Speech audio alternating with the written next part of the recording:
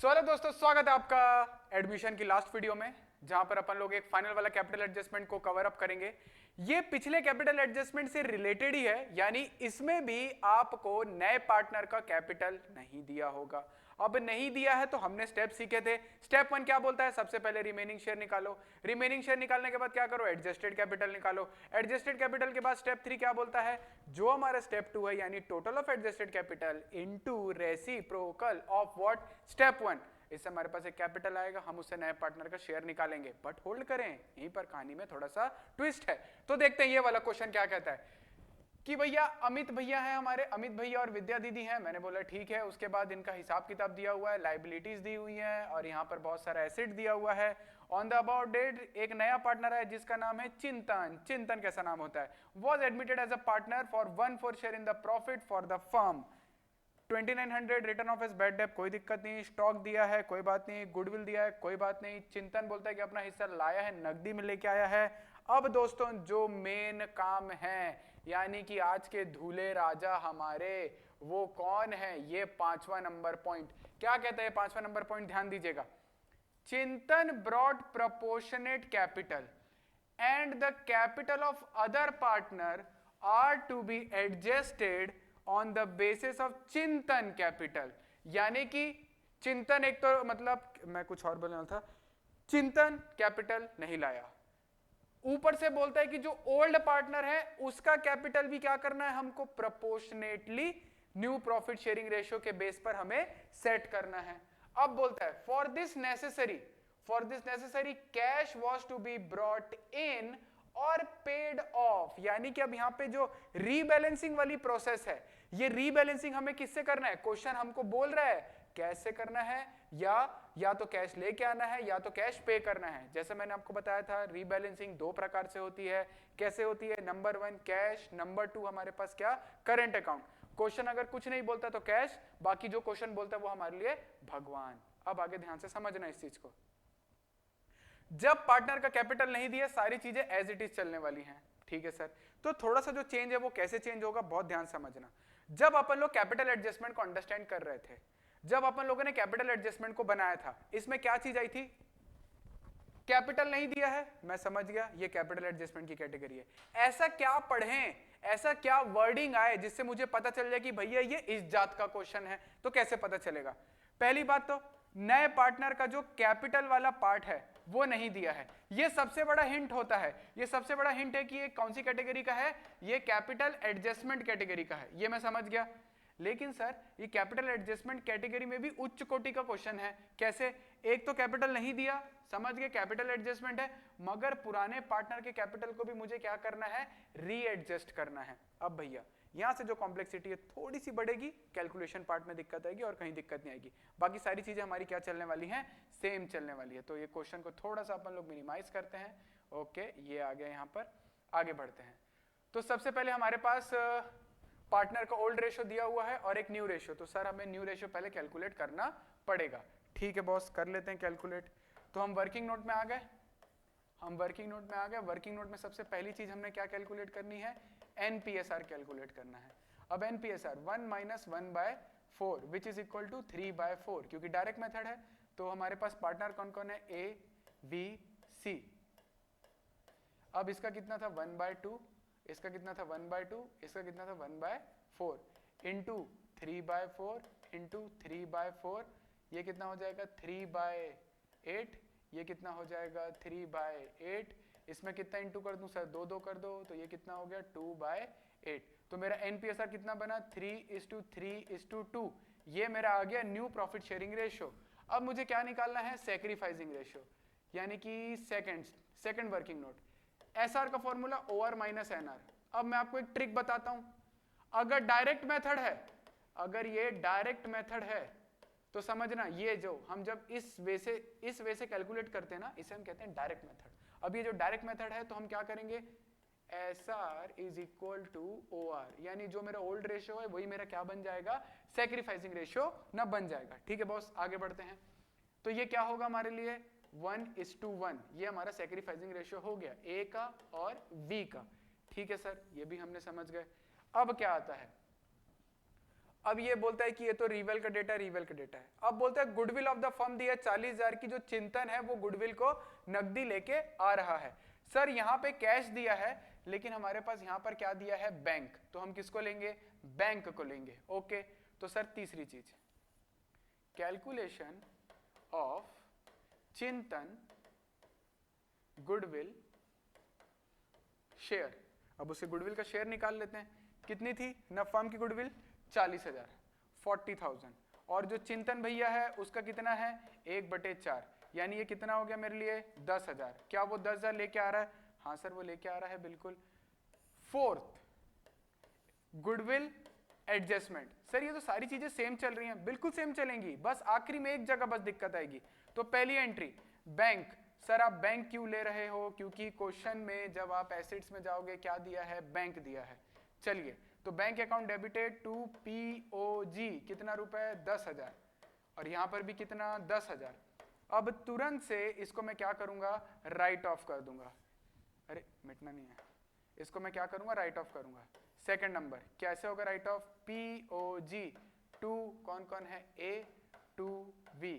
Sir equal ratio में हिसाब किताब चल रहा है, यानी 10,000, 5,000 और उसके बाद 5,000। ठीक है, 5,000 लिखना है सर आपको, ये रहा 5,000। ठीक है सर, ये हमने डिस्ट्रीब्यूट कर दिया कौन से रेशो में, सैक्रिफाइसिंग रेशो में। क्या मैं कैपिटल एडजस्टमेंट कर सकता हूं, नहीं सर आप नहीं कर सकते हो अभी, तो मैं डायरेक्ट कहां आऊंगा, रीवैल अकाउंट पर। चलो भैया रीवैल अकाउंट बनाते हैं।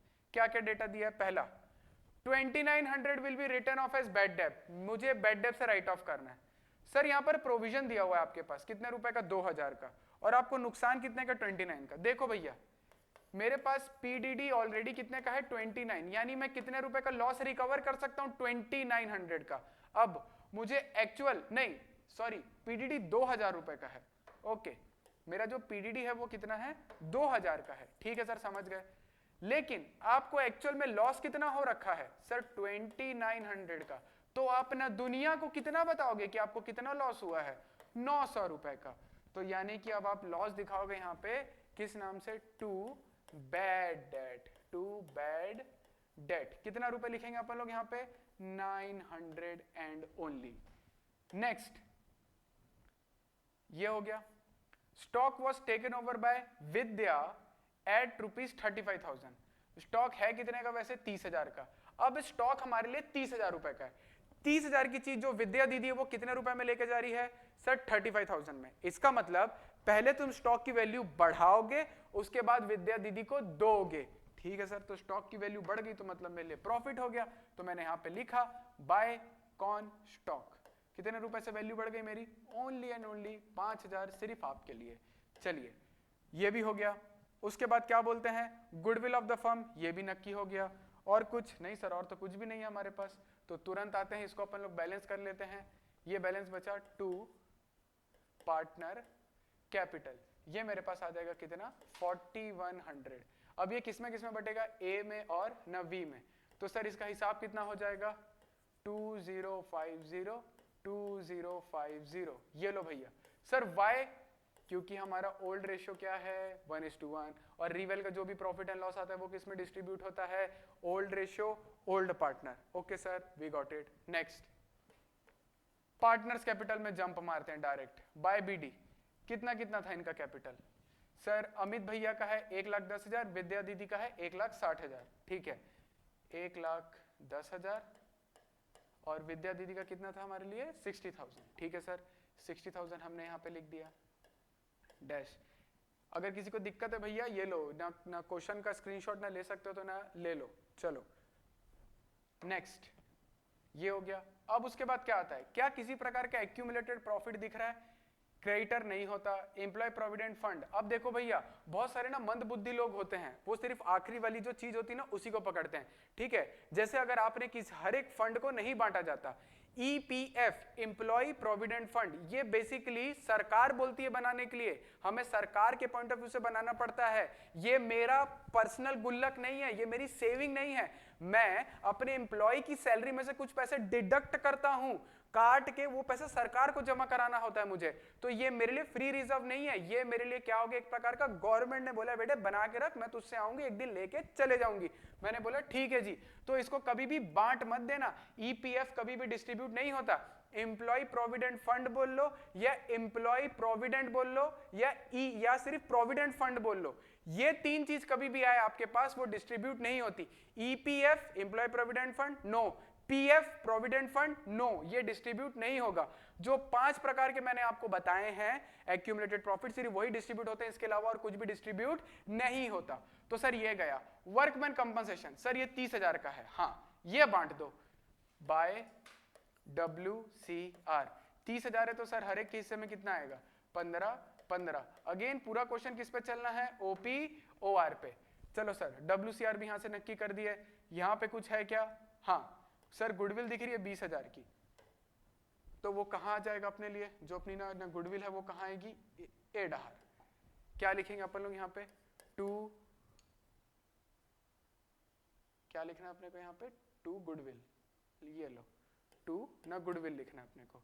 कितनी है अपने लिए ना गुडविल बॉस, ये रही गुडविल की वैल्यू कितनी थी अपनी ना 20,000, ठीक है ना 20,000 है गुडविल।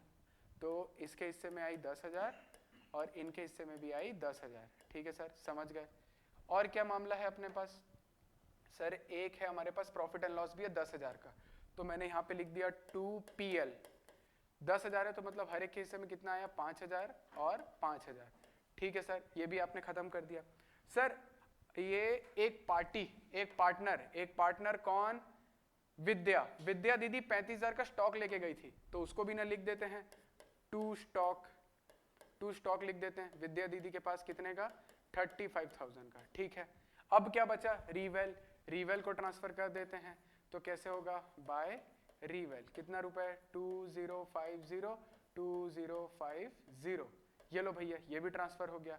अब वर्किंग नोट से कोई एंट्री बची क्या, हाँ सर ये पीओजी वाली बाय पीओजी, कितना होगा बाय पीओजी, ये आएगा मेरे पास 5,000 का, ये भी आएगा मेरे पास 5,000 का, ठीक है जी ये भी हो गया। अब कुछ बचा क्या, नहीं। अब अपन लोग अगेन जाएंगे कैपिटल एडजस्टमेंट की ना दुनिया में, ठीक है भैया कैपिटल एडजस्टमेंट की दुनिया में आते हैं। मैं कैपिटल एडजस्टमेंट आप लोग के लिए यहीं पे करके दिखा देता हूं ताकि आप लोग को कोई तकलीफ ना हो। पहला स्टेप 1 क्या कहता है, रिमेनिंग शेयर कैलकुलेट करना है। क्या करना है, रिमेनिंग शेयर कैलकुलेट। तो वो कैसे होगा, फॉर्मूला हमने ना सीखा था, क्या कहता है ना formula, 1 minus share of new partner, 1 minus share of new partner, 1 minus share of new partner. New partner का शेयर कितना है 2/6, तो 2/6 यानी कि वो कितने शेयर के लिए था 1/4, ये रहा 1/4 यानी कितना हो गया आपके लिए 3/4। चलो भैया ये वाला तो हमने कर लिया, स्टेप 1 डन। स्टेप 2 क्या कहता है मेरे पास, स्टेप 2 बोलता है एडजस्टेड कैपिटल दे तू मुझे। एडजस्टेड कैपिटल कैसे निकालेंगे अपन लोग, किसका किसका निकलेगा, अचल का निकलेगा और विचल का निकलेगा, ठीक है। क्या नाम है, अमित और विद्या, जो भी है अमित और विद्या का निकलेगा। चलो भैया कैलकुलेट कर लेते हैं अपन लोग अब हिसाब किताब। हाँ 1,10,000 प्लस 15,000 प्लस 2050 प्लस 5,000 माइनस 15,000, इसका आ रहा है 1,17,050, ठीक है वो समझ गए। अब इसका कितना आ रहा है 60,000 plus 15,000 plus 2050 plus 5,000 minus 15 minus 35, इसका आ रहा है 32,050, ठीक है जी, प्लस 117,050 इज इक्वल टू 149,100। ये लो सर, जो पिछले वीडियो में मैंने आपको बताया था उसी प्रकार से ये भी वही कैपिटल एडजस्टमेंट निकाल ली हमने एडजस्टेड कैपिटल तक मामला। हाँ सर सेट है, कोई दिक्कत नहीं। अब आता है तीसरा स्टेप में अपन लोग क्या करते हैं, स्टेप 1 और स्टेप 2, यानी जो मेरा स्टेप 2 है 149,100 इंटू रेसिप्रोकल ऑफ स्टेप 1 यानी कि 4 हो जाएगा 3, इसको कर दू into 4 divided by 3, it is equal to 198,800 आ गया। हाँ अब यहां से मामला थोड़ा सा चेंज हो जाएगा। पिछले क्वेश्चन में जब अपन लोगों ने देखा था, हम बस ये निकालने के बाद क्या कर दिए थे, नए पार्टनर का शेयर निकाले और ट्रांसफर कर दिए। लेकिन यहां पर क्वेश्चन की एक रिक्वायरमेंट है, क्या है वो रिक्वायरमेंट, कि कि Chintan brought proportionated capital and capital of other partner were adjusted on the basis of Chintan's capital, यानी कि उसके कैपिटल के बेस पर ही हमको क्या चीज करनी है, सब चीजें सेट करनी है। मैंने बोला ठीक है भैया कर देते हैं सेट। अभी ये हमारे पास आया, इसी चीज को मेरे को एनपीएसआर में डिस्ट्रीब्यूट कर देना है, विच इज डिवाइडेड बाय 8। ठीक है, तो ये हो जाएगा ए बी और सी, निकाल लेते हैं, इंटू 3, 74550 74550 इंटू 2 3 49700। ये मेरे पास आ गया सब? हाँ सर आ गया। इसको मुझे क्या करना है, पार्टनर कैपिटल में लेके जाना है। पार्टनर कैपिटल के बाद क्या करूंगा, इसको मैं डेबिट साइड लेके जाऊंगा। उसके बाद क्या लिख दूंगा, टू बैलेंस कौन सा, सीडी। ठीक है बॉस, आप ऐसा कुछ करने बोल रहे हो हमको, टू बैलेंस सीडी, आप ये बोल रहे हो। यानी फर्म का आपसे नया कैपिटल आ चुका है, क्या क्या है, 74550, फिर इसका भी होगा 74550, और ये भैया का कितना हो गया है 49700। अब सर हमको फिर से रीबैलेंसिंग करना है। अब आपके दिमाग में कंफ्यूजन शुरू हो चुका होगा कि बॉस क्यों रीबैलेंसिंग करना है, ये तो कैपिटल नहीं दिया था। क्योंकि आपने एक नया कैपिटल यहाँ पे ड्राफ्ट किया है और क्वेश्चन की रिक्वायरमेंट थी कि भैया कैपिटल को भी प्रोपोर्शनेटली सेट करना है। एलएमएनओ वाले क्वेश्चन में क्या था, कोई प्रपोर्शन करने कुछ नहीं बोला था, बस बोले नहीं दिया है निकाल के दे, दैट्स इट, इसके अलावा कोई बात नहीं। लेकिन यहां पर क्या बोला, नहीं दिया है, नए पार्टनर का कैपिटल भी निकाल और ओल्ड पार्टनर के कैपिटल को भी एडजस्ट कर। मैंने बोला ठीक है। अब जितना भी रीबैलेंसिंग होगा वो किसके थ्रू होगा, कैश के थ्रू होगा। यानी क्वेश्चन में बैंक दिया तो मैं बैंक के थ्रू क्या करूंगा, उसको रीएडजस्ट कर देता हूं। चलो भैया ना कर लेते हैं अगेन। तो हमारे पास 1,10,000 है, यहाँ पे 1,10,000 plus 15,000 plus 2050 plus 5,000 minus 10,000 minus 5,000 minus 74550। अब यहां पर क्या हो रहा है, हमारे पास आंसर आ रहा है 42550। चलो भैया, तो मतलब अपने को कहां पे लिखना पड़ेगा, इस साइड में क्या लिखूंगा, टू बैंक, टू बैंक। इधर आ रहा है अपना कितना 42500। मैंने बोला ठीक है। अब इसका निकाल लेते हैं, 60 plus 15,000 plus 2050 plus 5,000 minus 10,000 minus 5,000 minus 35,000, कितना आ रहा है, इसका आ रहा है 32050। ये लो भैया, और इनका तो इधर ही आएगा बाय बैंक 49700। ये लो जी, आपका यहां पर क्वेश्चन हो गया है कंप्लीट। पिछले क्वेश्चन और इस क्वेश्चन में डिफरेंस कितना था, पिछले क्वेश्चन में सर हमने बस इसको निकाला था और बैलेंसिंग कर दिया था, लेकिन इस क्वेश्चन में क्या हो गया, उसने क्या बोला, पहले तो तू नया कैपिटल निकाल, मैंने बोला ठीक है। उसके बाद उसको एनपीएसआर में भी बांट, मैंने बोला ठीक है। उसके बाद क्या कर, ट्रांसफर कर और रीबैलेंस कर, क्योंकि कैपिटल को भी उसके कैपिटल के अकॉर्डिंग एडजस्ट करने बोला था, उसके न्यू पीएसआर के अकॉर्डिंग एडजस्ट करने बोला था। ठीक है, प्रैक्टिस लगेगी, क्वेश्चन बनाने हैं। ज्यादातर इस बार के एग्जाम में यही एडमिशन में से यही 3 कैटेगरी में से एक कैटेगरी पूछेगा। ज्यादातर होगी कैटेगरी 1 और कैटेगरी 2, जो मैंने अभी आपको क्वेश्चन नंबर 1 जब कैपिटल दिया था और जब कैपिटल नहीं दिया था, ये 2 कैटेगरी बहुत अच्छे से करके जाना। इसी में से 6 नंबर का क्वेश्चन पक्का फंसने वाला है। तो दोस्तों मिलते हैं आपसे अगली वीडियो में, तब तक के लिए stay motivated, stay positive and take care.